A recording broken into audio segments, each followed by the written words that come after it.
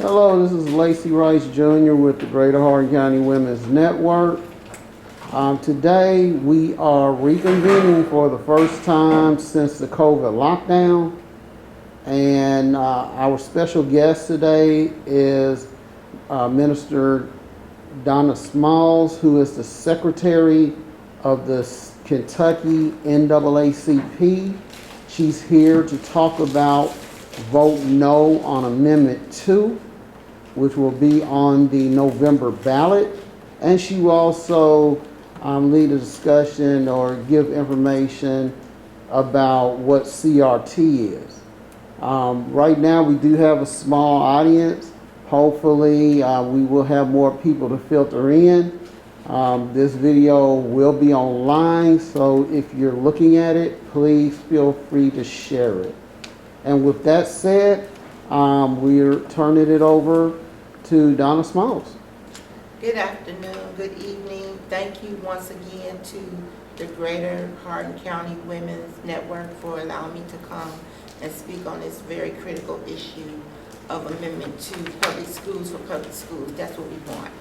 So, the name of the campaign that we're running across the state of Kentucky is called Protect Our Schools. There's a coalition of us who have come together to get this information out because we do not want our public dollars to go to private funding. So we're asking everyone about Amendment 2 and voting no. One of the things I do want to discuss tonight is the language that you will see when you go to the polls. The language that's being proposed for the amendment, I don't know what it'll look like when it's finalized for the ballot, but it says the General Assembly may provide financial support for the education of students outside the system of common public schools. The General Assembly may exercise the authority by law. Sections 59, 60, 171, 183, 186, and 189 of the Constitution 14, and of this Constitution 14 notwithstanding. So basically what they're saying, if you vote yes for this amendment, it means that a voter thinks that the Constitution should be changed to include the above language, which would pave the way for the legislature to send public dollars to unaccountable private schools. A no vote would mean you don't want to change the Constitution to include the language which would protect our public schools. Some of the reasons why this is critical in the state of Kentucky is that we already are a majority rural population across the state. Our teachers are the 47th lowest paid teachers in the nation. And yet our children, they're asking for us to make more sacrifices to our public school children in order to accommodate others who would make a choice to attend private school, therefore should pay for it without the assistance of public dollars. Vouchers, they divert critical resources, and those resources are already underfunded school systems.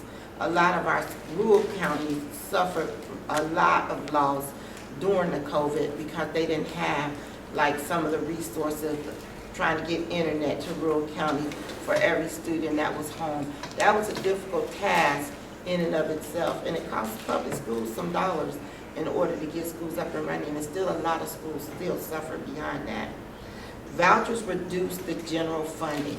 So what happens is when you appropriate, the public schools are appropriated so many funds, but when you start to divert, when you start to take funding away and say, well, we're going to do these many vouchers, that money comes out to public schools because that means they're giving money to private schools without any accountability. So I'll just use the example of Catholic schools are considered private schools. Catholic schools tuition in some counties and some cities is just as expensive as your college school tuition. I don't know what child needs for their education to cost that much at a young age when they have free public education. That does not cost that much. Public dollars are for public schools. The government has that funding directly for public schools, and it should be used for that purpose.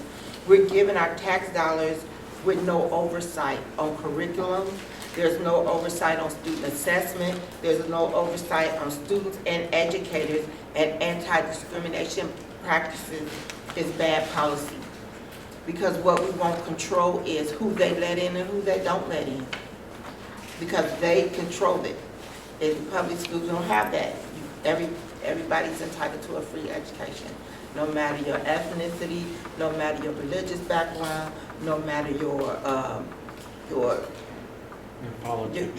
politics, you're allowed to go to public school to receive an education. Vouchers are very expensive. I know the state of, I believe it's Virginia, maybe it was Virginia, they did vote for that. It weakens your economy. Vouchers are mostly subsidized. 75% of most voucher recipients are already enrolled in private school. So they can already afford to pay to go to private school. So why should we divert our public school dollars to someone who has the resources and the ability to pay for a private school? They neglect our rural public schools. We have so many rural schools in our state. The rural communities are impacted more than anybody.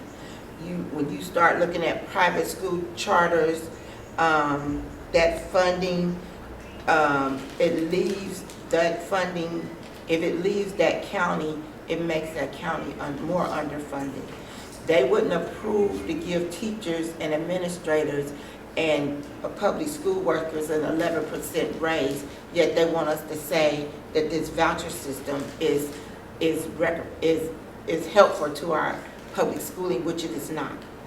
And I can speak to this. I had a personal conversation with Governor Beshear while he was running for office, and one of his reasons for doing all the hard work to raise the economy and the economic status in Kentucky was to resource public schools and to give teachers and everybody that worked for the public school system an 11% raise that they took down to 6%. It was a raise, but it's still not equitable to what they should receive based on the economy that we have now.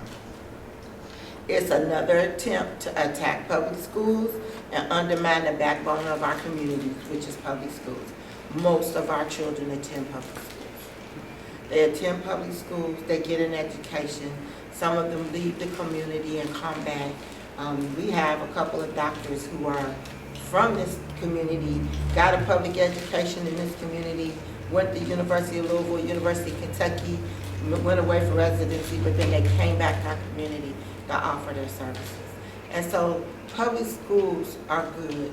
Giving public dollars to private schools is not good. There's a report that I received from the Kentucky Center for Economic Policy, and if anybody would like a copy of that report, they can reach me at drddSMALLS59@gmail.com, and I will send them a copy of this comprehensive report that tells by each county the impact that it has of diverting public money to private schools. Please repeat your email. It's DRDDSMA. Is it F? S, like in Sam. Sorry.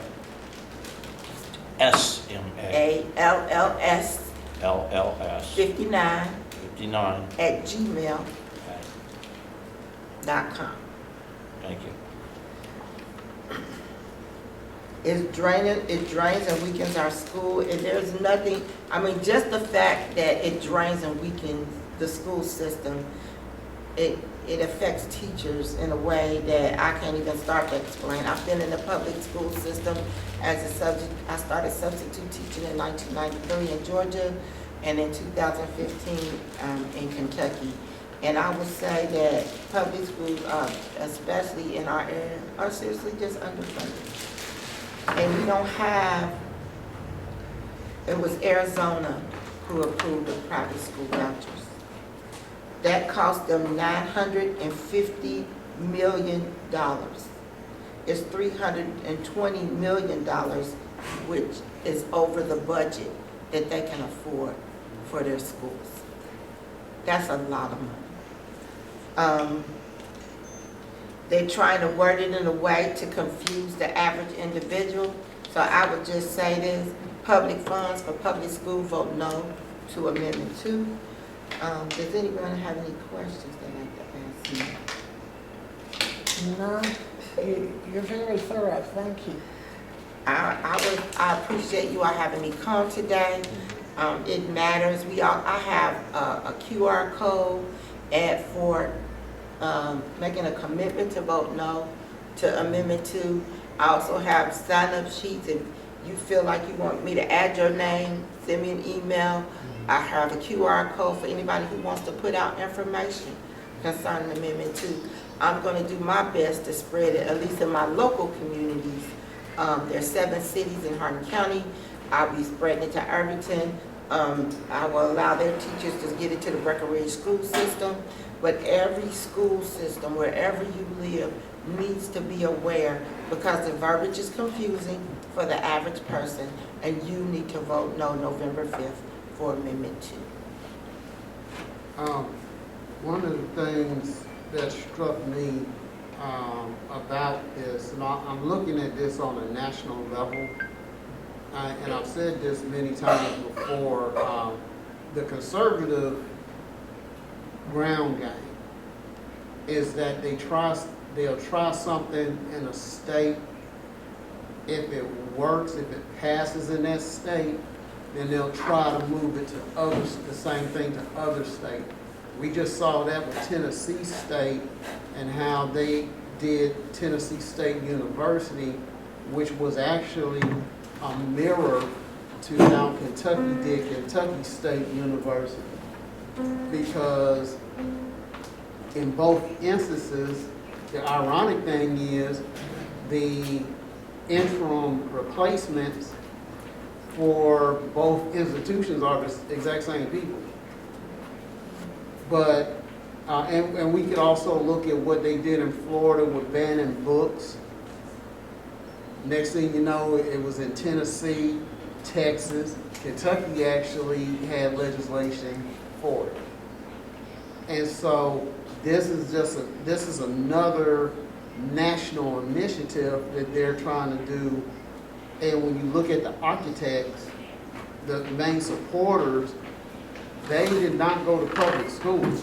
Right. But they somehow convinced, because I know in Kentucky, some of the legislators are public school teachers, but they support this. Right, and so, you know, but once again, look at it from the national level, from Donald Trump. Donald Trump never went to public school a day in his life. Betsy DeVos, who was his Secretary of Education, she never went to public school. And so the people who are trying to destroy public schools, and according to Project 2025, one of the initiatives is to totally dismantle the Department of Education, which will trickle down to the state level. You know, who does that? I mean, it doesn't hurt them. It doesn't hurt their people. It hurts the ones who they claim that they're for, but a lot of these people are too blinded to see. These people they don't respect you. They really don't like you. You know, just like Donald Trump said, I just want your vote.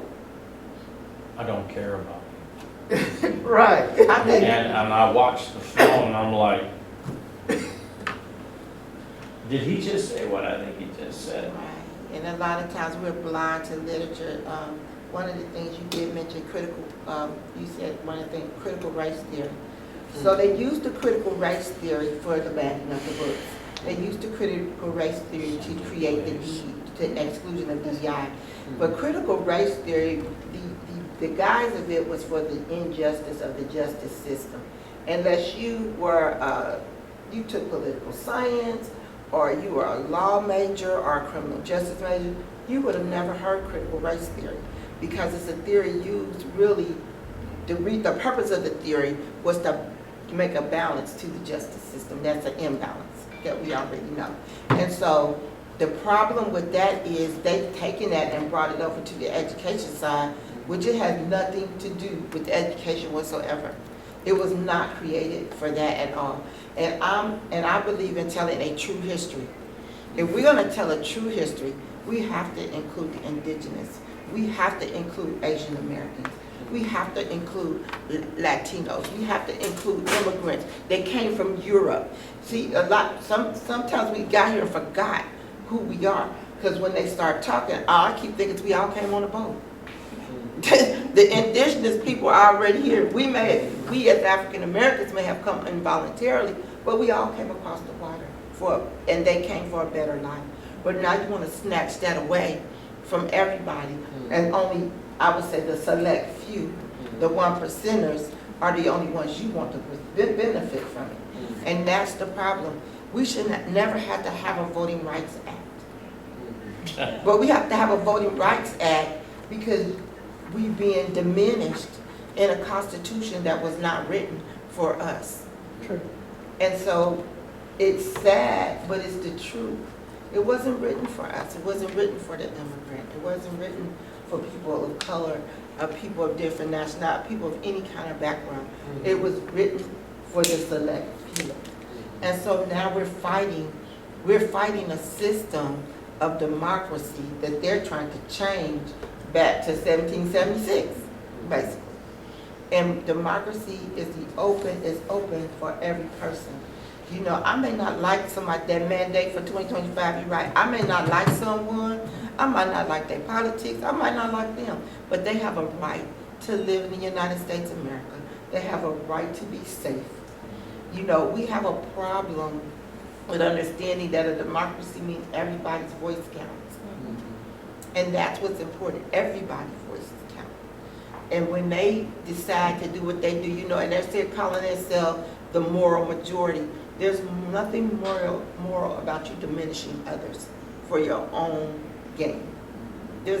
And I'm not a socialist. I believe capitalism is viable. But what I don't believe in is somebody being greedy. They're being greedy. And when you're greedy, you have no concern for others because you have a selfish mentality.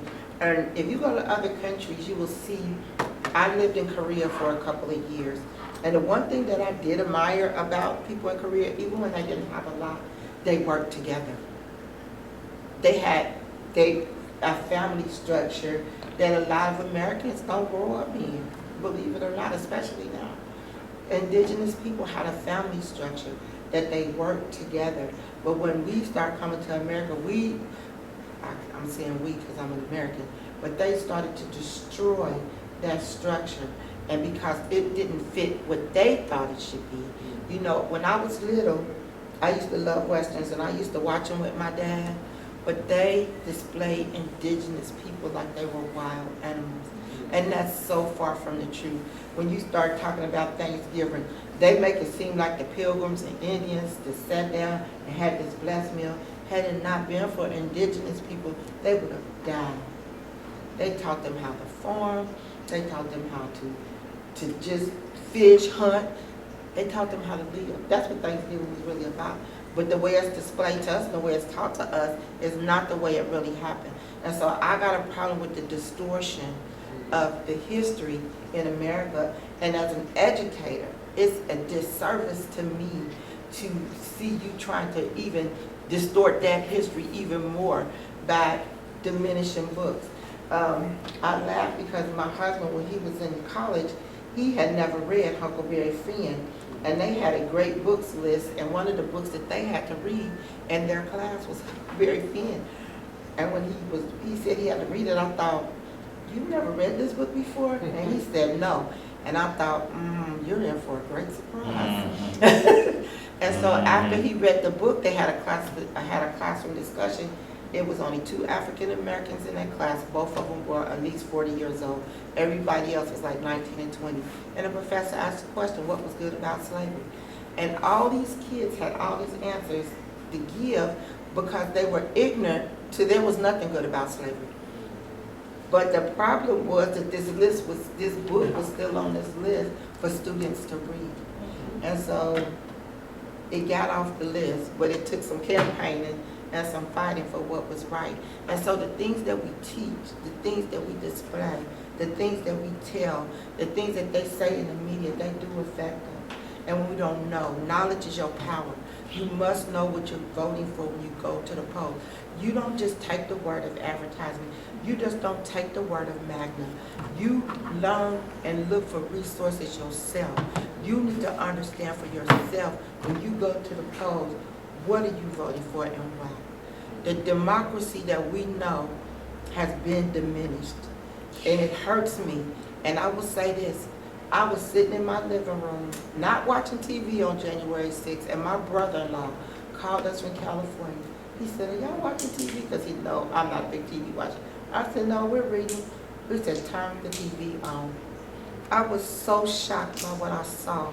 I couldn't believe it. I thought it wasn't happening in America. I am an Army veteran, a disabled Army veteran, and it broke my heart to see that they would disrespect the Constitution and the democracy that we have been living by. Because to me, it was a blatant disrespect. And you got some people that were veterans and talking what they did. No, it was a blatant disrespect. I fought for a country where everybody has a right to speak up. And I risked my life for that country, and I still believe that country is viable. And I don't want to see this going back to the past. We're not that America anymore. We're not. And we're growing and we're evolving. And every generation, this generation now is more acceptable of one another than any generation has ever been. But they're not as informed as some of us. They don't research as much, and they're not being taught the same things that we were taught. Mm-hmm. And so it's important that we resource our public school teachers. It's important that our public schools stay open. It is wrong to even think about getting rid of the Department of Education, because what happens to all those children who need an education, whose parents don't have money for private school? Good luck. Right. That's basically what they're saying. So sad, too bad. Mm-hmm. So we have to vote no for Amendment 2. We have to start speaking up in our communities and saying things are wrong and not being afraid to challenge the status quo. Well, they know what they're doing. Right. They're trying to keep people dumber and just advance the people that they want to see succeed. Okay, and I'm not going into race or anything else or political preferences, but they know exactly what they're doing. It's a matter of having two stratas in society, those who can afford education and then those who cannot. And so it's going to, the gulf is going to get wider and wider and wider. They don't want to see another President Obama. They don't Well, want to that see is the another truth. Obama. They don't want to see That's another. the whole reason And the why other we're going thing, through this right there. it's diminishing women. Yes. So it's As well. taking women all the way back to before the Civil Rights Act, where we couldn't buy property in our name, couldn't have our own bank account. Credit card, none of that. And the sad thing about it is there are more women in the United States that are educated, that hold doctoral degrees, earned degrees, hold doctoral degrees. So they're not looking for us educated women. I used to think, why would my husband had to explain to me. He said, nobody wants an intelligent black woman to say anything. And at first I grew up in Cincinnati. I went to a college prep school that was a public school. Mm-hmm. You had to take a test to get in, but it was a public school and it was for everybody. And so I didn't have that. I didn't know what the Jim Crow South looked like. I didn't grow up in a racist environment. I had no clue. I remember separate water fountains, colored only, white only. I remember separate bathrooms. They were labeled. And I very much remember when I was about 5 years old, which was incidentally when Rosa Parks sat down. I lived in Dallas at the time, we were getting on the streetcar, and here's an empty seat. I sat down in it. And my grandmother and my mother kept on going ahead, and my grandmother came back and jerked me by the arm out of that seat and took me up to where they were sitting. Oh, wow. So those things, though, we are not looking forward to going back to any of that. That's You right. know, separate was not equal. And equal is different from equity. That's the other thing. When we say, oh, we want to be equal. No, you want equity, because there's a difference. And because people don't know that, they say, why y'all make, because people do quite, why y'all make, there's a difference, and you just don't understand. And so sometimes not knowing, they want you to continue to not know. And that's why I'm here today, to tell you, you need to know. Don't ever take someone's word for it. I served the Army for 7 years, and every time I signed my name, I read every single thing I signed my name to. Because I want to know what I was signing up for, what I was saying, what I'm agreeing to. When I sign a contract, it takes a few minutes, but I'm going to read it before I sign it. Because I want to be aware of the commitment that I'm making with my legal signature. If y'all realize they stopped teaching cursive in school, wow. None of these, my granddaughter is a senior in high school and had to teach herself how to sign her name. You taking us back to the days of signing with an X. What is that? Even worse, make your mark. Right. Giving somebody your finger, your DNA. So yeah. So all of that. So we just have to be, more aware, more educated, more empowered. Our vote is November the 5th. Vote no to Amendment 2. 68 days. In 68 days, oh, she knows 68 days, I don't count. 68 more days, we are going to the polls to make a decision for our country. Let's make the right decisions. And what you said is very important. That's why when we have discussions, a lot of times I don't let people just get away with talking about party politics, because it's actually not party politics, it's ideology. Yes. And primary ideologies are liberal, moderate, and conservative. And so this is a conservative, because if you watch I think it's a new vote yes to Amendment 2 commercial, they will tout that that this is a bipartisan,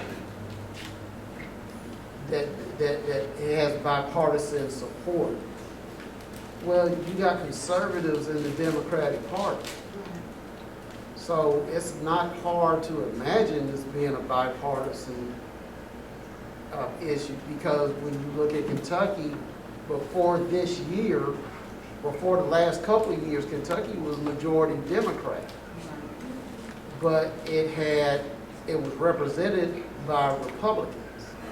And Republicans were making steady gains into what we see now in the state legislature, where they have supermajority. Right, because we failed to vote.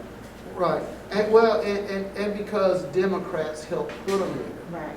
And so that's where the ideologies come in. This is anti-liberal, anti-moderate, and if you watch the DNC convention, you saw a lot of Republicans on the stage. Most of those Republicans were moderates, and they said so, because they're being pushed out of the Republican Party, which the Republican Party started out as a liberal and moderate party. Somebody online mentioned that today, that this is supposed to be the party of Lincoln, the party Lincoln founded, and all this other stuff. It's like, well, that changed back in the 60s with Right. Richard Nixon and Pat Buchanan. Southern strategy. The Southern strategy, and Pat Buchanan still brags about that. Right. That he was one of the authors of it. And when I'm having discourse with Republican friends who are conservative, they always try to bring that, well, Democrats had slaves. Well, yeah, they did back in 18-something. Right. But around like I said, 1960 something, after Strom Thurmond lost the primary, Richard Nixon decided to bring all those Dixiecrats into the Republican Party. He sure did. And they haven't, the Republican Party hasn't been liberal or moderate since then. And there's actually, the History Channel actually has a documentary that talks about that transformation that happened in the Republican Party during the time of Richard Nixon. And this is part of the result, like you were saying, and like part of the thing for the Democratic Party, we're not going back. That's what conservatism is. It's trying to take you back to something earlier. And minorities and women have made significant gains over the decades. And if you start taking everyone back, and I don't want to get too graphic, but you know, they were successful in overturning Roe versus Wade. As I try to remind some people, I remember stories about how women had abortions before Roe versus Wade. And they were, a lot of women died. And so do you want that to happen? Because if a woman doesn't want a baby, she's going to figure out a way of not having that baby, whether she has to do it herself or whether she finds a professional to do it. And like you said, a lot of women died because they did it themselves. And so let's go back to this. Go back. What do we have? What's the most famous education based program that we used to see? Little House on the Prairie. Everybody in a one-room school building, no matter what age you were.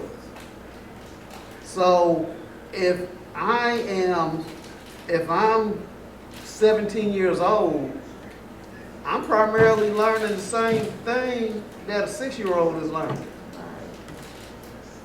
That's part of the advances that we, now we can see the segmentation, the differences in education levels and everything else that we learn versus going back to this. And when I was in the Army, I actually I had a teammate when I was in the Army, and that's how he was educated in Illinois. Oh, wow. Yeah, I mean, he only had 24 people in the school. That teacher must have subdivided all kinds of, that teacher must have been stretched far Right. to be able to provide an individual education for each all of the student. students, yes. Yeah, and the thing with him though, thankfully he had initiative. He had self-initiative because he was an avid reader. He was an avid reader. So, when like yourself, when he was not, when we weren't having some kind of activity, he'd be in a room in a book. So, thankfully, that I guess helped him get into the Army. Because once again, you have to take tests to join the military. I think the other thing too is they start diminishing reading campaigns. When we cut school funding, we cut those things. When we used to, reading as fundamental was a topic everywhere for everybody. Pizza Hut was promoting reading. You had different organizations that were promoting reading. We had Reading Rainbow. We had a couple of TV shows that were promote. But how much reading is getting in? No books in the school. Then the library time has been limited. So you don't have that same, because reading educates you. And so you don't have that same push because they want people to be dumbed down and diminished. I don't want my grandchildren to always ask Google. When I mentioned, I realized that I'm one generation removed from encyclopedias. None, my children never saw an encyclopedia, nor my grandchildren. So we had a discussion about the encyclopedia, and it was like the who. That was for our generation. Yeah. That was mandatory to have a set of Encyclopedias in your in the house. house. And so I think about that there's no Really? there's no real learning that's sticking to you. Like even the way, I like a calculator, but I feel like you need to be able to add, subtract, multiply, and divide without any of that. And so basic things that will get us to the other side. Because when I keep telling them, what happens when your computer breaks down? There's some things they actually cannot do if they don't have a computer. And to me, that's dangerous. Because you become, if you're in a lower part of society, you become dependent on something that maybe at some point, the way they're trying to set things up, only those who have money can afford to have it. So people aren't looking futuristically, but I'm looking futuristically. You teaching them to depend on the very thing that keeps breaking down, we've had more, where they've crashed companies and stolen information, hacking going on, people's identities being stolen, all because of, so I'm not saying don't get with technology. I'm just saying learn how to do some things that don't include technology. But we're creating a system where we're making people dependent, and they're trying to make it so that they're so dependent when they snatch it away, they're not able to function. And I'm concerned about Right. And that's part of the, I guess, the danger of AI, is that while it is a useful tool, especially when it comes to speed, it's still a lot of inaccuracies with AI. And then I kind of laugh when having discussions with friends about this, but I always remind them of movies like I, Robot, The Terminator, that we grew up with. and things like that, because all of that, way before we have this AI, they were talking about AI being the reason why they were in those societies back then. And they specifically said AI. And so, it's like... Well, even back to 2001, Hal telling the human that was running the spaceship, I'm sorry, I can't do that. Right. You got AI in that movie, like what he's talking about, trying to kill us. Right. Literally. You can remember the big red eye, electronic eye? That's the very thing you're talking about. So we have to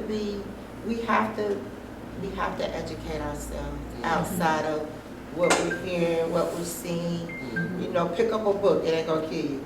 I mean, I'm an avid reader, so, do I Google some things? Yes. But more than likely, if I can find something that I can read, the research, if it's in a book, it's not gonna miss me because I'm gonna read that book.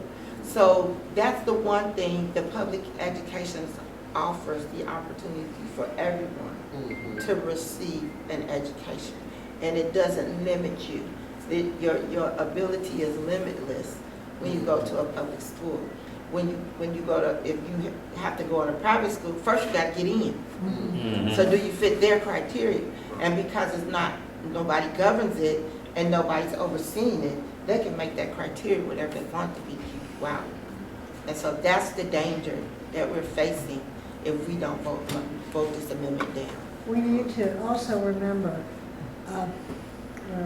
charter schools. They call things charter schools. They call the establishments charter schools within the public school system.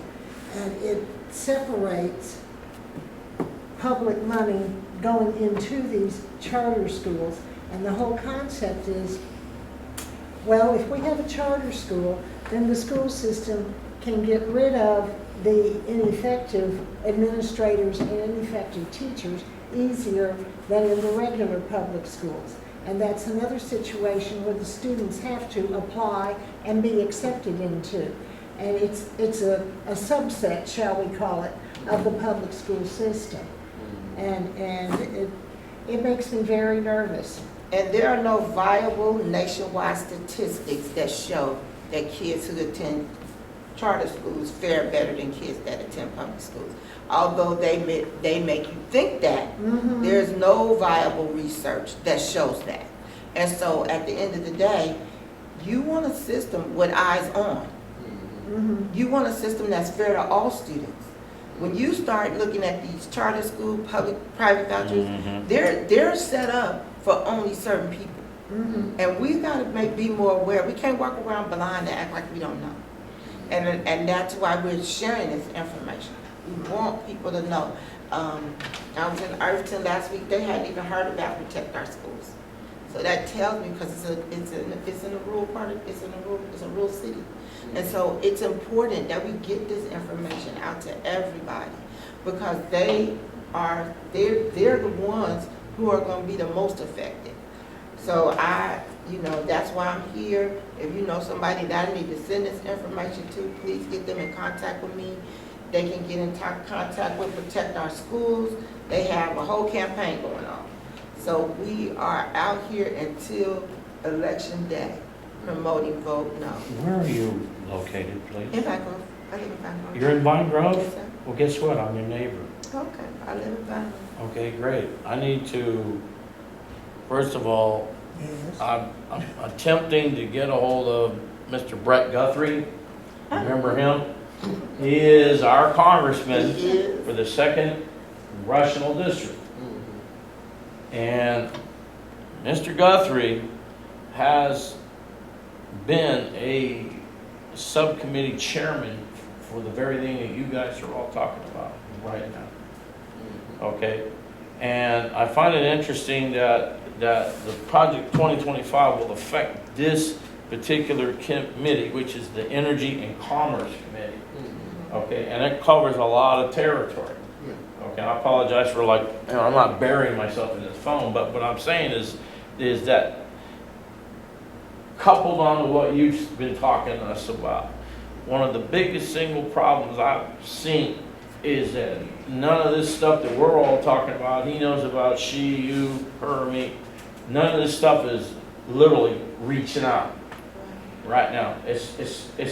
And the area of Kentucky that needs this very speech that you've been giving fantastically, by the way, is the rural areas. Yes, absolutely. Okay, because the mistake that's been made by our Democrats here in Kentucky is you see the map of Kentucky looks like a big red splotch, okay?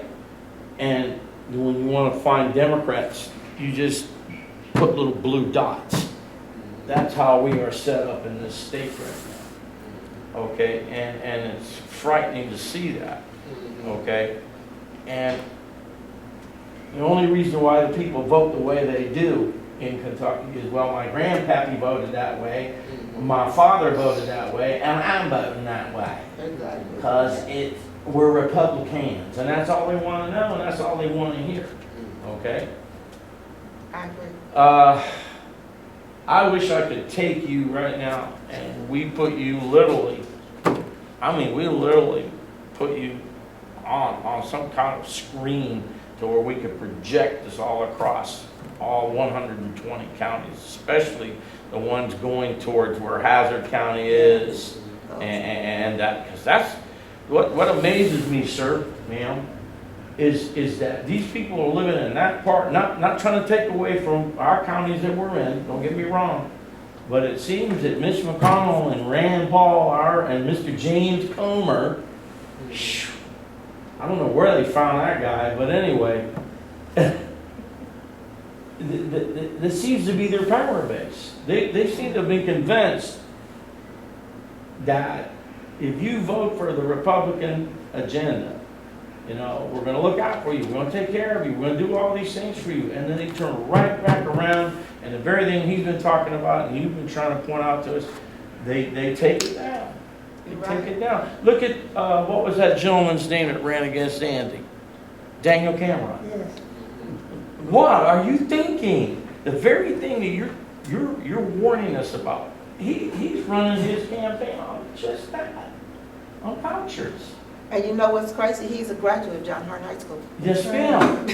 She told me that. He went to a public school in this community. And that's probably how he ended up. But I would say a lot of us probably voted for him regardless of party, because He was I'm just saying, some people voted for him regardless of party because he was a graduate of a public school in our community. Local boy does Yeah. good. Yeah. So Okay. that's, so There you sometimes, go. but local young man hadn't done anything for our county. Well, So- and I know quite a few people at First Baptist vote, because his family went to First Baptist. That doesn't surprise me. And so, you know, they got, the ones who voted for him, I think, had buyer's remorse after, especially after the Breonna Taylor debacle. Yeah. And, but once again, back to your point, this, the one phrase about Kentucky voters, especially ones you mentioned, is that they always vote against their best interests. Right. They always vote against their best. They vote for McConnell, they vote for Paul, they vote for all these. Rand Paul, when he first ran, told everyone, I'm going to cut Social Security, I'm going to cut Medicare, I'm going to cut he said this. Yes, And sir. then he was confronted on a visit to Lexington. And in Lexington, when the, I think it was a television reporter asked him this question, said, well, you said you're gonna cut this, that, and this. Yep, we'll cut it. Well, aren't most of your patients on those services? Don't most of your patients get Medicare? And he just got indignant after that. But it was true. You talking about cutting benefits from your own patients. And but these people still gonna vote for you.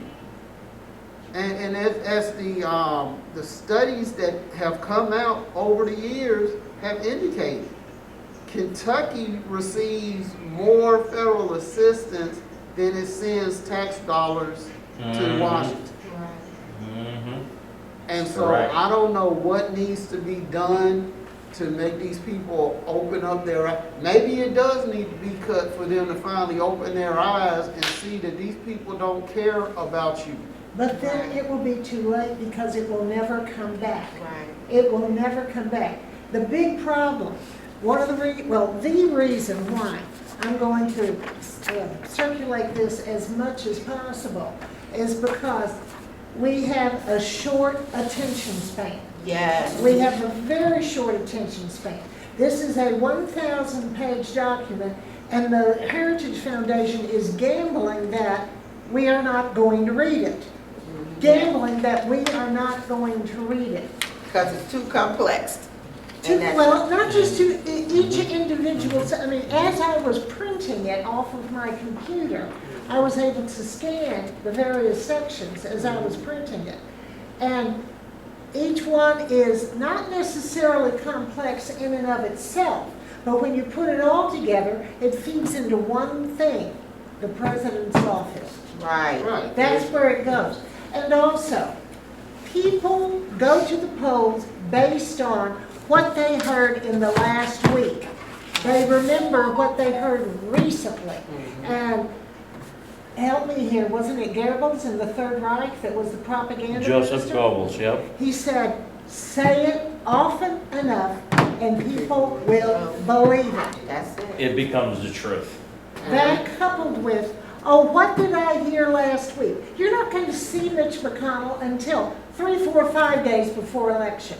And then he will go every little where, shaking hands with the cameras going. And then people will see that and remember that, and that's it. That's how they vote. Well, you're right, because the one question, if you listen to a lot of the Trump,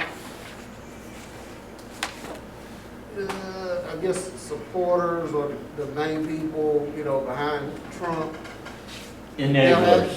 they'll- Enablers. well, Sycophants, supporters? They're Minions. cultists, but these are the actual ones that are in his campaign.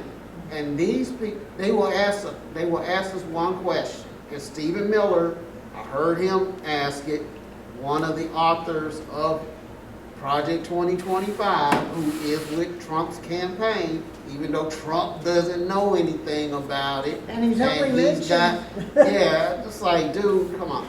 But Over the 300. question, they will ask one question. And I will ask all of you the same question. Are you better off now than you were 4 years ago? No, Let me ask you again. Are you better off now than you were 4 years ago? Remember where we were 4 years ago when President Biden took over. We were in lockdown. Yes, sir. I mean, total lockdown. Yes, sir. You always couldn't go to a grocery store. You couldn't do anything. The economy had crashed. People were dying left and right because Literally. Trump mishandled Literally. the pandemic response. I don't have that many friends, but I know 5 people by name, whose names I keep in my daily calendar, who died from COVID. 5 people that I know who died from COVID. Multiply that by, And I have relatives, friends, they're no longer here because of COVID. And yes, they were some of the ones that were listed. Now, the other thing I will say, and this should show people that Trump doesn't really care about them, while a lot of Trump's cultists were out telling, I'm not wearing a mask, I'm not doing this, I'm not doing that. Don't get the vaccine. Right. They were the ones dying, but Trump was wearing a mask. Mitch McConnell was one of the biggest supporter of masks. I was on a private call. His office had put me in a private call, and Mitch McConnell started the call by telling people to wear masks. He ended the call by telling people to wear masks. good. But people like Daniel Cameron, who was also on the call, Yes, sir. was against wearing masks. And so, And you know, I asked this question, what does Daniel Cameron know about science? Right. He's a lawyer. It's- I know about yeah. John Hardin High School. It's a very good high school. And he went to the University of Louisville and went to law school there. That's good. But he's not a scientist. Right. You have to trust the It's scientists. amazing how all these conservatives, to back up what you guys are all saying and thinking, it's amazing how all these conservatives and Republicans are suddenly, quote-unquote, experts, especially on medical issues, Right. abortion, schooling, education, what books to read. Well, I will say that my friends in school, they have a reading log, so they have to read Monday through Friday, 20 minutes. And of course, we were talking about all these books that we probably should avoid, but then Black History Month came up, and every week he read a book regarding Black history. Good. And he's very smart. He makes straight A's, so it wasn't a little kid's book. And it was detailed. And they've never tested him on any, those AR tests, they've never tested him. I was an advocate. My husband, my son, I laugh at this. He said, "I'm not act like a Black Panther," but no, I was an advocate for teaching my kids Black history. I did not expect the schools to do it properly. They didn't do it with us. And when I would say that the college prep school I went to actually offered a very detailed account of African American history. And I probably learned more in that class than I probably would have over an entire lifetime. But unfortunately, no schools offer that to these children in Kentucky, unless they're at the college level. Right. So and then they're diminishing, they keep diminishing. I say every month we have somebody's Indigenous Month, Latino Month. And you get those books too. And we need to learn to embrace. And I think that's what's happening. We're diminishing, embracing the culture that's here. Do I like everything that's happening in the culture? I absolutely do not. But I'm going to be 65 in a couple months. So I have an old school mentality, and I can't embrace everything because it's, like you say, your ideologies.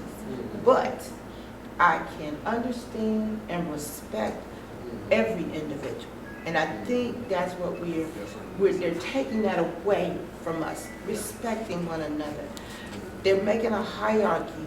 They're trying to create a hierarchy that you already have in this society because people work for people that make lots of money and then they still can't put food on their tables. But they go to work every day. They work. They're hard workers. The working poor. Right. But they can't feed or take care of their families based on the salary because somebody's greedy. Well, and that, and like I said, you know, to point to that's a prime example of what I was saying earlier about the people not caring for them.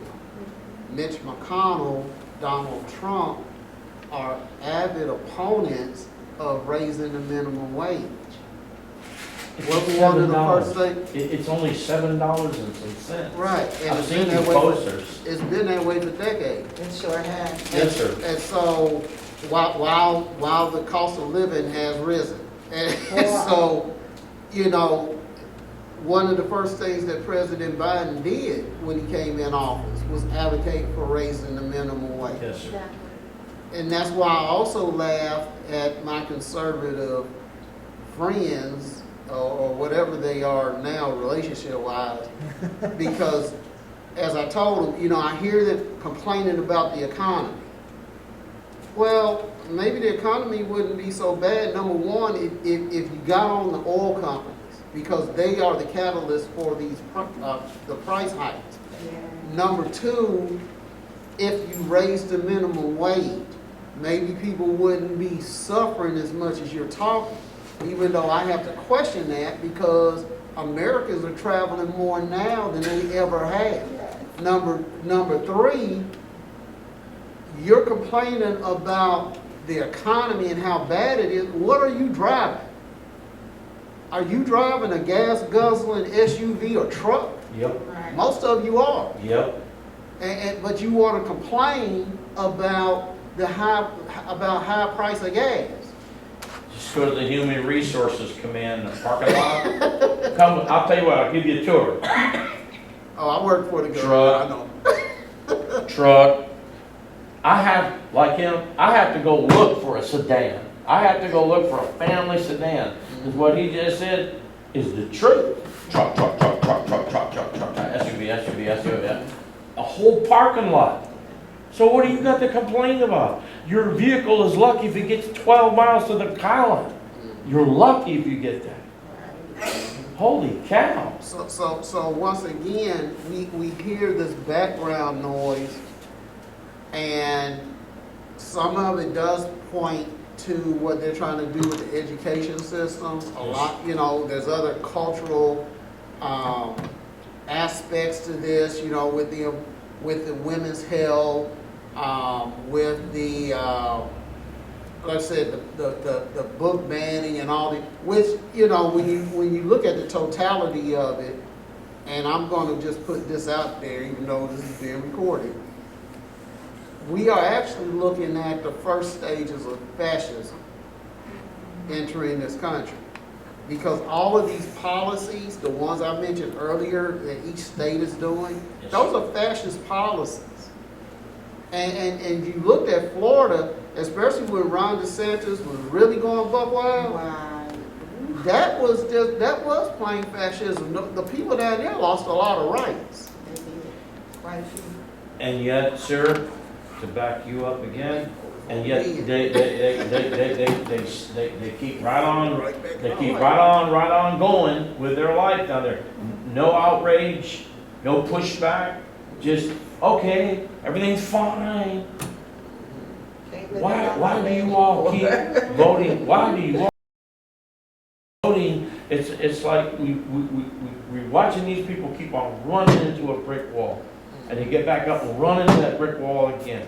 Are you Over and over and over again, the same, oh my God, it's the same campaign model that they use. I'll give you all a good example of this, is our friends at the Kentucky Democratic Party, Kentucky's Democratic Party. I'm sorry, guys, but they are so out of touch. They are so completely clueless compared to you and her and you and her and me. They're totally out of touch. I mean, they keep on using the same model for trying to win a Senate seat. Look at this, Jack Conway. You had Amy McGrath. Then you had what was her name? The Secretary of State. Allison London Grimes. I cried the night they interviewed her out of Louisville when they asked her, "Did you vote for Obama?" That's what did her. That you could hear a collective gasp throughout the Commonwealth, ma'am. And it wasn't. I cried too, by the way. She outraised him. She outraised the man by millions. All she had to say was, yes, I Holy voted for cow. Obama because I felt that his decisions were better than the opponent at that time. I mean, just be honest with it. You don't have to say, oh, I voted for Obama because I love him. You didn't have to go into that Right. spill. Yeah. But you could have been diplomatic on how you said. And the healthcare policy you put in place, it benefit Kentuckians in such a great way. Yeah. So many people didn't have any health care, especially in our rural counties, and it's still benefiting them. So when you look at those things, and the sad thing is they don't understand, they keep thinking that they're hearing this noise, because it's noise, that making them think that these other things being said is going to make it even better for them, and it's not. And so that's the thing, they're not educated enough to be able to discern the difference. I remember when President Trump was campaigning, one of his targets was rural areas. It was rural areas, and the Democratic Party missed that. Because he went into the rural areas, because normally they don't vote. And then he was telling them oil was coming back. I was like, oil ain't never coming back. I mean, coal. Coal ain't never coming back. Coal ain't never, ever coming back. But he convinced those people in those rural counties that coal was coming back.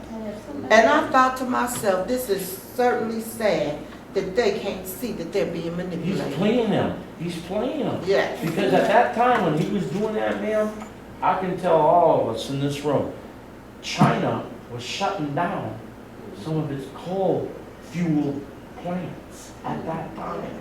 They were cutting back on production. Fossil fuel. I can show you guys the chart if you want to see it. But they were cutting back on the production of coal. There's a lot of danger in coal.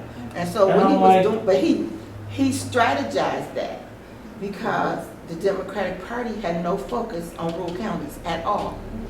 They could have pointed out many a times they voted down these lawsuits and these requests for health benefits and all this other. Remember how they shut everything down? All the people that died from black lung disease. I mean, it's if you go and you can, we talked about Google earlier.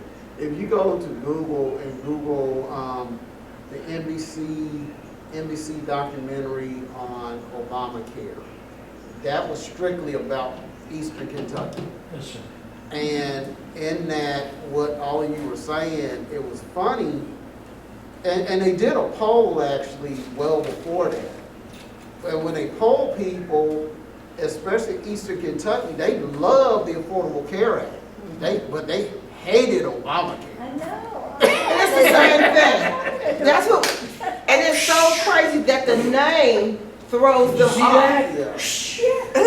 Went over the head. That was an F-15 My cousin fighter, called lady. me from Akron, Ohio, and said, "Girl, what's wrong with you people up in Kentucky?" Because what was aired was this gentleman with a few teeth missing. I remember that commercial. Go ahead, I go remember that ahead, commercial. say it, go ahead, go on. Oh no, we hate Obamacare. That's blah, blah, blah, blah, blah. And then, but we got Kentucky Connect, and that's really helping Kentucky. And even who was it? It was somebody from who was it? MSNBC, MSNBC. Yeah, and they even look like, for a minute. You remember that? I see the guy's eyebrows going, Yeah.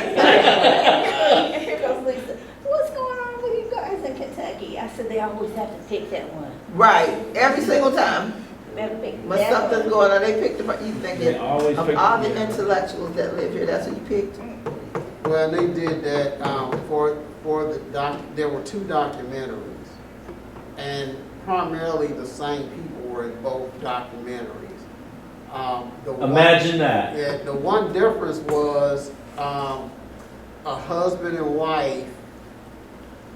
I don't think the first documentary, they didn't go in as far on her medications as they did in the second documentary. But the thing was, he was a coal truck driver, and he had black lung.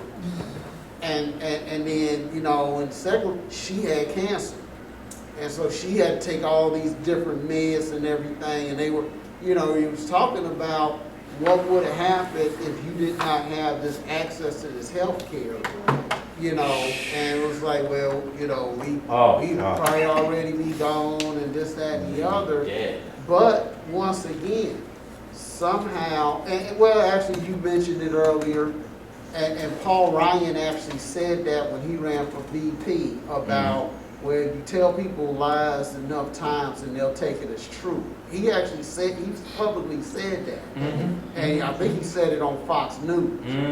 And that was his entire strategy when they ran against, when he and Mitt Romney ran against President Obama, because that's when Romney's campaign took a big turn, and they just started lying left and right about everything. And now we're looking at Donald Trump, and that's what he does all the time. And they're hurting themselves. I think the more that we educate, the more that we get the message out, the more that we tell people, because they're not, all they're doing is spewing things about Kamala Harris. And so Tim Walz, when he got into, when they wanted to compare military service records, which I thought was absolutely stupid at J.D. Vance, I'm thinking, you were either dumb or you don't understand. This man has served over 20 years in the military. 24. You served 4 years, and you thought you had the upper hand on him with military service? I was just amazed sometimes at the thought process, but like you said, if you keep telling people something enough, but I just like that there's a change in the atmosphere. There's a change. And I believe as long as we stand for what's right, what's helpful to people, and we continue to put that message out, and we get it across the state, across the nation, the change was beneficial to America. Because right at the turn of COVID, it was funny. I actually turned 60 in 2019, and I was on a cruise ship when I heard the first mention of COVID in China. And I immediately looked at my husband, who's also a disabled veteran and a retiree, and I said, somebody has created biological warfare because they need to kill some people. I said it just like that.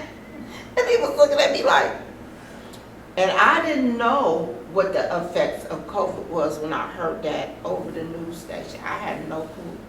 But I felt like, okay, and we lost hundreds of thousands of lives that diminished because we had a leader who was not here to, hey, this is, he called it what he called the Chinese virus? Is that what he called it? He's interested in placing blame instead of figuring out how to Don't keep forget people the bleach. alive. Oh, yeah, and actually Don't the guy forget that the was bleach. spewing that died from that. So all of those things that they were doing, instead of trying to save the American public, we lost, I felt like unnecessary lives were lost. Oh, Because certainly. he failed to move in a timely manner. And that's what I was saying earlier, he totally mismanaged the pandemic, and it began before the pandemic even hit, because he decided to get rid of the plan that the Obama administration had created after Ebola. Right. And so That when is that correct. happened, they That were is behind, they were behind the eight ball. The only satisfying thing to that was that Dr. Fauci was still in In place. place. Yeah, and so he was able, now, the other thing is, and this, like I said, most of this is with Trump cultists. They are the ones that blame Dr. Fauci for a lot of stuff. Everything. But Dr. Fauci was not in charge of the pandemic response. Jared Kushner was. Jared Kushner was in charge. They had a committee that President Trump had created and put Jared in charge of. So all the lockdowns and everything else that was happening, those people did that. They made the call. I must throw this in. You remember, everybody remembers when the personal protective equipment was at a premium. Oh, yeah. At a very, I mean, it was very hard to get hold of. PPI. Remember Very that? hard to PPI. get hold of. And what did they do? What did the federal government do? Instead of giving it out to the states, they hoarded it and only gave it to the governors that were Trump's friends. Yeah, That's the truth right there. yeah. Now, today, you, Any of us can me, get it. we can go anywhere you want to go. How many masks do you need? Right. You can have them I'll all. take you right now to over the neighborhood, Walmart neighborhood grocery store. They got stacked on pallets. I got boxes of it at my house. Boxes There you of go. masks, I still have it. We- I Hand have sanitizer, masks. What do you want? They I got have it. 2 in my purse right here, and I have about 6 in my dresser drawer right now. Yeah. I still got all of my masks, all of my designer masks, all of my masks like that, disposable. I have boxes of the disposable. And you think about that, we have all these things, but during the pandemic, Couldn't find they them. were like commodity. It was a commodity. And then you had to pay an outrageous price if you even got a hold to it. I remember one time going on Amazon and saw somebody, the regular little container Clorox wipes with the 80 Yeah. in it. I think it was like $35. It was I was crazy. like, what? You'll still I already had some, but I was thinking, $35. still see them from time to time on there at their prices, and y'all are right. These are things that people are forgetting that Yes. actually happened. Yes. And it was President Biden who made sure that production on everything was accelerated. The people also forget that it was actually President Trump was the one that ordered the vaccine. So when President Biden got the vaccine, he modified how it was going to be distributed. To be But sure. everybody wanted to blame President Biden for it's not tested, it's not this, it's not that. No. Well, he wasn't the one that, Well, not his your administration. So man tired was of the that. one that did that. Tired of hearing that. Not you personally. I'm talking about these people that you and I, we know who we're talking about here. Speaking of masks, I have a mask that came out right when John Lewis died, and it says on it, "Good trouble." And, and you know, as well as I do, that there are places in these United States that are trying to make it difficult for people to vote. One of the things that Citizens United. one of the things that I have right now is time. I am willing to get into my car out there and go wherever I am needed to make sure that people are able to vote. You all will know where the trouble is. And I'm going to circulate my email. Y'all be sure to let me know. Cindy, go down to Georgia. Don't give them water, give them Kool-Aid, give them lemonade, give them whatever. They come out with a list Yes. Things you of can't give what them you while they can give standing to in them line. while they're standing in I line. thought that was so great. As long as it's Georgia's anything crazy. but water, because the law very clearly states you Don't cannot give them give water. water. Also, So now the- you can give them tea, Yeah. you No, can you give don't want them, to get no tea, that has caffeine. but, that's yeah, beside right? but you see, You give but them you coffee, see, they got all these drinks listed now. I've seen it on the internet. Oh, by the way, for everyone's information here, I've seen it on, I think it's on YouTube. They're looking for poll workers right now. Now, that's an important They're position. willing to We- train you for $125. It's $125, and then they pay you $65. So they want you to pay to be trained, and then they'll. No, you get paid. Oh, they'll give you You're being $125. Okay, so listen, audience. They're giving you $125 to be trained to be a poll worker, Yes, ma'am. and the $65 that day. So think about it, because we do need poll workers. Yes. Now, I'm just letting you guys know, because it just came out on YouTube. You have to scroll, look for it, but it's there, okay? And they're talking about Kentucky, which caught my eye and surprised me. One last thing, ma'am, because I know this gentleman, you guys got to get home to your families, and I apologize, but what is your title? And how do I get in touch with you? Currently, I serve as the secretary of the Kentucky State Conference of the NAACP. You're the secretary of the Kentucky State State Conference Conference. of the NAACP. I'm probably going to be seeing you again, because I can get you a forum, and I hope you bring him and her and all of us get to. We're trying to put together a forum, and I have one of the. His name is William Dakota Compton. Hal Lindemann beat him, unfortunately, in the primary. in the primaries. And he's running against, Mr. Lindemann is running against Brett, your buddy and mine, Brett Guthrie. I'm being sarcastic, I'm I sorry. know. Yeah, Mr. Education. Anyway, I can get him to show up along with a lot of other Democratic, what we call challengers. If I'm thinking, something caught me earlier, you said that we need to get the message out, and hallelujah, we do. And We do. We need to get, what she said tonight, Yes, he yes, said, yes. this lady, we need to physically get this projected, because that's what's killing us right now. She came up with this. Miss Cindy here came up with it, that we need to get either the megaphone out of the hands of our buddies and the maggots, as I like to call them, or we need to get our own megaphone. Because here's the deal. It's not necessary for what they're yelling and screaming and shouting about to be true. The point that she made is that they are just making enough noise to keep the attention on them. It doesn't have to be true what they're yelling and screaming about. It's just the fact that they're loud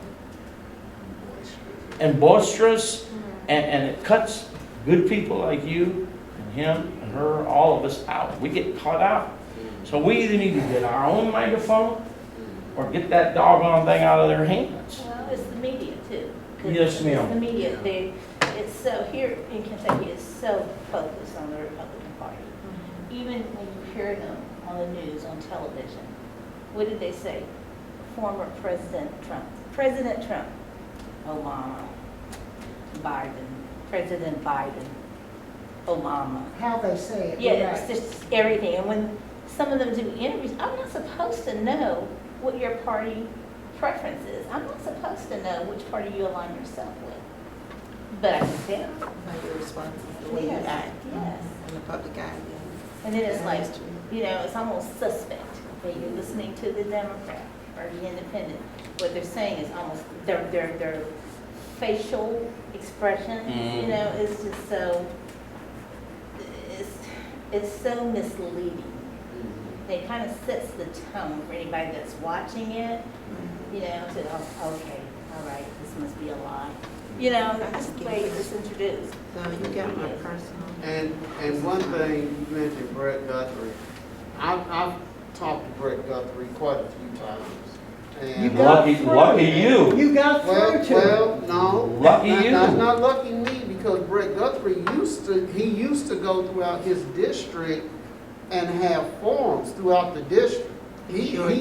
came here to Hardin County a lot. In fact, our current Hardin County clerk Was his representative in here. here, yeah. And so now, this is the one thing that always irked me about Brett Guthrie. Brett Guthrie, in our discussions, and he told me, if he was telling me the truth, he was actually a moderate. Yeah, he was. But he always voted conservative with the party. He wasn't like a John McCain and some of these other Republicans that would sometimes buck the party and vote what was best for the constituents. Go And along so to get he- along. Right. So Brett, I told other Democrats, I personally witnessed some things that kind of shocked me. I was shocked one time in ECC where he shut this woman down who was a birther, talking about President Obama. And how, oh yeah, he wasn't born, he was born in Kenya. I've seen his birth certificate and this, that, and Brett Guthrie was like, hold up, stop. He's the President of the United States. He had to go through a process even to run. So he is the president. That means he was born here. He had to tell her that. Also, I think it was John who was one of the guys that got spat on? Mm-hmm. Oh, that Brett Guthrie was hot about that. He was like, my office is right next to his, and he's a good man. And he was telling us the story about what happened after that, but and then even on the Affordable Care Act or Obamacare, when he was talking about it at the what you call it? I guess the Coca-Cola, whatever museum that is down there in E-Town. That's what they used to call it. That's what it was, yeah. No, it wasn't that one. It's the one out there across from Burger King off of Swope? off of 62. Where Yeah, the cars Swope. are. Swope. Yeah. Hardin, Okay, yeah. Yeah. Okay, so it's he still had- there. Okay, so he actually talked about that, about how he had to go to the exchange now to get his insurance. So he wasn't battering it. I mean, at first he was kind of being negative about it, but then he tried to spin it, and that's what like I said, that always irked me because we were taught either before and primarily after his forums, and his actual views were moderate, and I'm like, well, why did you vote against this and why did you vote against that if this is what you truly believe? And so I want a representative who is going to vote a certain way and stand by their vote so that, we know what to expect. If you're a Democrat and you voted against the ACA, and you can explain why you voted against the ACA, okay, we might have a disagreement, or we will have a disagreement, but at least I know how you're going to vote, and I know how you might vote in the future. And so to me, that's that big word that's missing, especially on the right today, integrity. Mm-hmm. Right. Mm-hmm. Just be legit about it. Right. Just say what you mean and mean what you say. And I know that's kind of corny, but it backs up what he just said.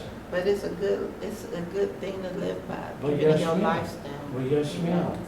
I Yes, would ma'am. like to give this to you, and I would like to give you all my email so that when you decide what section you would What like, you would like, I because will print them and I will mail them to yeah. you. Well, the other thing too is that I actually have the PDF for the entire Okay. plan. Now, And I've been emailing, sending that out to people. oh, you So- have already, good. So if you need the entire PDF, and it should, this should be a good tool to use with that, Yes, so sir. that you can go to Yeah. the exact section. Guess what? I was printing it. Mm-hmm. as I concluded printing it, Mhm. my copy of the PDF got corrected somehow. Mhm. Think about that. Think about that. Mhm. Isn't it interesting? All of a sudden, oh, nothing to see here. I don't know what you're talking A about. lot to see, Mhm. a lot to see. But in here, to back him up and Miss Cindy, we've got the Department of Education, Email address. we got the Department of Health and Human Services, and then, oh my God, basically most of this stuff that you see listed here in this table of contents is what they either want to get rid of Mhm. altogether, Mhm. and Department of Education has got a big target painted on its back. They just want to get rid of it here, from what I read, and for somebody like yourself, it's heartbreaking to read it. It's, you know, And I like how they do have the name of the lead person. Yes, sir. Under each section. I would advise everyone to go back and find out who this person is for each of these sections. Because once again, when the backlash came, Donald Trump immediately Started firing said that he did not know anything about it, he disowned it and everything else. deny, deny. And so, go back and look at all these people. Many of them are former cabinet heads, or department heads, or officials in his campaign. Yes, sir. They are definitely advisors. And so, They were on the team. They they were were part on of the crew. And the foreword for this was written by J.D. Vance. Himself. Yes, sir. So don't believe what Donald Trump said. I've heard people on C-SPAN, I heard callers calling in saying, well, he said this, as if we should ever believe anything Donald Trump said. When was the last time you told the truth? Right. That part. And so, Just like the song, don't believe the hype. Don't believe the hype. as we get ready to wind down, You don't. once again, my name is Lacey Rice Jr. With the Greater Hardin County Women's Network, and we do thank you for watching this video. We thank Ms. Smalls for coming in and talking to us, sharing with us this information that's vital. Please share it with your friends and family, especially if they live in Kentucky, because everyone in Kentucky needs to be educated, and we know that access to some information is limited in many remote areas of Kentucky. Yeah.